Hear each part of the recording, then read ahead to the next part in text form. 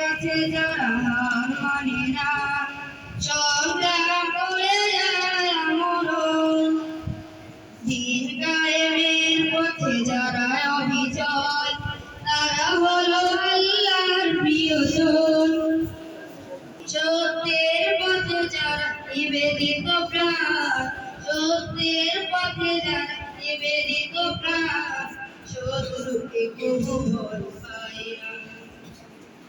আল্লাহর প্রেম ছাড়া এই দুনিয়ায় কারো কাছে কোনো কিছু চাই না, কারো কাছে কোনো কিছু চাই না।